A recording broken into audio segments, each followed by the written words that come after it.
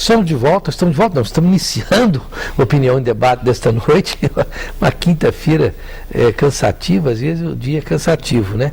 Com o seguinte tema: em plena era da liberdade sexual, por que as prostitutas são tão procuradas? O tema do próximo programa: quais as melhores opções para as férias de julho? Bom, esse assunto, em plena era da liberdade sexual, por que as prostitutas são tão procuradas, será discutido pelos seguintes profissionais: a doutora Selma Aral, escritora, terapeuta sexual e palestrante, e o doutor Paulo Tadeu Machado, que é médico urologista, e o doutor Luiz Gonzaga Francisco, que é psicoterapeuta, terapeuta sexual e escritor. E a Beth Fernandes, que é psicóloga, a doutora Beth Fernandes, psicóloga e coordenadora do Astral, e ela também é ativista. Os nossos telefones, os de sempre, 3201-7688, 3201-7708. Bom, Selma Aral, o nosso tema é esse: em plena era da liberdade sexual, porque as prostitutas são tão procuradas, ou porque ainda existem tantas prostitutas. Tem alguma explicação, assim, mais ou menos lógica para isso, não? Boa noite, Rosenval. Boa noite aos telespectadores, aos convidados também. Em primeiro lugar, Rosenval, eu vou discordar da questão da afirmativa de em plena era de liberdade sexual. Okay. Num país onde a gente está trabalhando, está caminhando aí com a questão da chamada proposta da cura gay, né? A gente percebe que existe um controle muito grande em relação à sexualidade. Mas a altíssima incidência de procura por profissionais do sexo, ele é um aspecto que vem de longa data, né? E um dos fatores que hoje ainda está presente nessa busca por profissionais do sexo se refere a fantasias sexuais não vivenciadas, ao desejo das pessoas, e também um fator muito importante, constatado através de uma pesquisa recente, de que o sexo e a morte são os dois grandes temas e desafios do ser humano. Então, exatamente esses desafios, essa busca, essa curiosidade e às vezes até a própria repressão sexual faz com que a pessoa busque, através do profissional do sexo, ou dos prostitutos ou das prostitutas, tentar vivenciar aquilo que ele imagina como um ideal de vida sexual. Uhum. Bom, doutor Paulo Tadeu Machado, o senhor que é médico urologista, hoje a procura por prostitutas ou prostitutos ou garotos de programa, quais são os riscos para a saúde? São grandes ainda quando você procura um profissional de sexo pago, não? São. Os riscos são muito grandes, porque o primeiro fator importante é saber se proteger, é saber que o uso do preservativo ele é indispensável hoje em dia nas relações, e por ter os profissionais do sexo terem parceiros variados, são potenciais sujeitos ou potencialmente sujeitos a essas doenças. Então as pessoas, os homens que procuram esses profissionais, essas profissionais, têm que se cuidar bastante, porque além das DSTs, como gonorreia, a clamídia, a AIDS, tem as hepatites e outras doenças que são todas muito perigosas à saúde.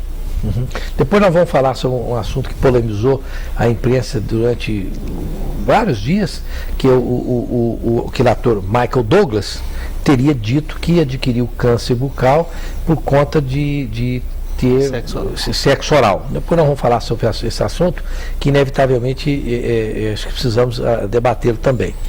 Bom, doutor Luiz Gonzaga Francisco, a Selma Aral disse aqui que as prostitutas podem ser procuradas, e os garotos de programa também, porque hoje não é só o homem que procura uma prostituta, existem mulheres que procuram garotos de programa que fazem sexo pago, né? Por conta de fantasias, né? Mas será que as esposas, as noivas, os namorados e as amigas, não sei, ou amigos, não são capazes de atender essas fantasias? Que fantasias são essas tão interessantes que somente as prostitutas conseguem fazer? A fantasia ela tem vários níveis, né? Quer dizer, a fantasia erótica e a fantasia também ligada à transgressão. Então o sexo com a prostituta, que é um sexo totalmente livre, descompromissado, que ele é legítimo sob o ponto de vista natural, é o melhor sexo que existe. ele não tem limite, a pessoa tem a garantia de que não vai haver um envolvimento de um modo geral. Emocional, tá entendendo? Ele paga, ele tem um poder.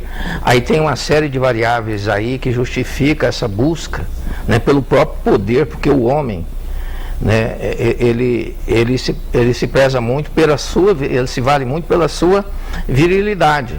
Então, o homem como uma prostituta, ele é extremamente viril.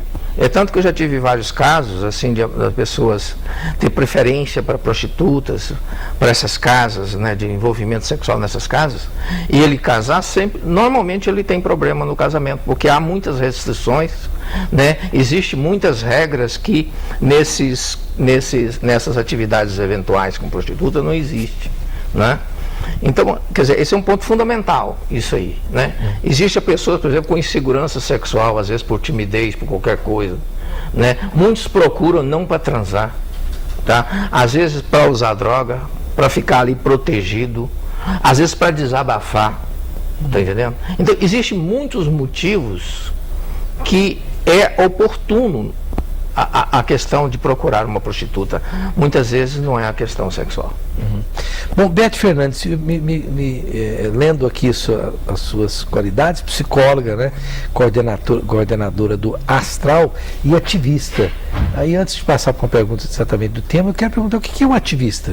Eu sou aqui, primeiro, boa noite a todos os ouvintes. Aqui eu estou no lugar, não como mestre em saúde mental ou na psicologia, porque tem outros profissionais da área que podem falar. Estou aqui como ativista política.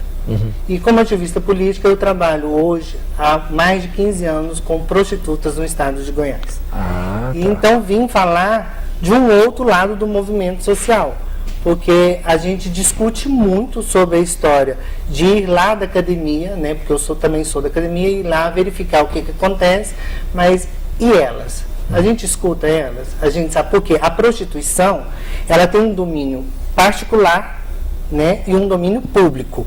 Quando a gente tem um olho do domínio particular, que são as casas de massagens, as casas de evento que nós temos em Goiânia, as casas de shows, as acompanhantes para o jornal ou não, isso é um domínio particular. No domínio público, essas prostitutas na rua, elas estão salvaguardadas de prevenção, que nem o doutor Paulo falou? Elas estão garantidas na política pública? O Estado tem alcançado essa população? Tem garantido alguma coisa para... Aí eu estou falando desse lugar aqui, como ativista política. Eu vim falar, né, não sei como representação delas, mas de ouvi-las 15 anos, eu acho que eu posso falar muito bem por elas. Com certeza. 15 anos ouvindo ao lado de quem está na prostituição, fazendo disso uma profissão, uma rentabilidade, né? Agora, Beth, nós tentamos trazer para esse programa uma prostituta, certo? Ligamos, vai, prostituta, a Jéssica ficou aí, ligou, a prostituta tem a foto dela no jornal, e ela tem o telefone dela, o nome dela, mas ela não topa aparecer num programa de televisão. Nós não conseguimos uma única prostituta para aparecer no programa. Por que elas se envergonham tanto, sendo que se abre o jornal, está a foto dela lá, e ela está se expondo para milhares de pessoas no jornal? Por que teme tanto a televisão? Sim, mas o estigma.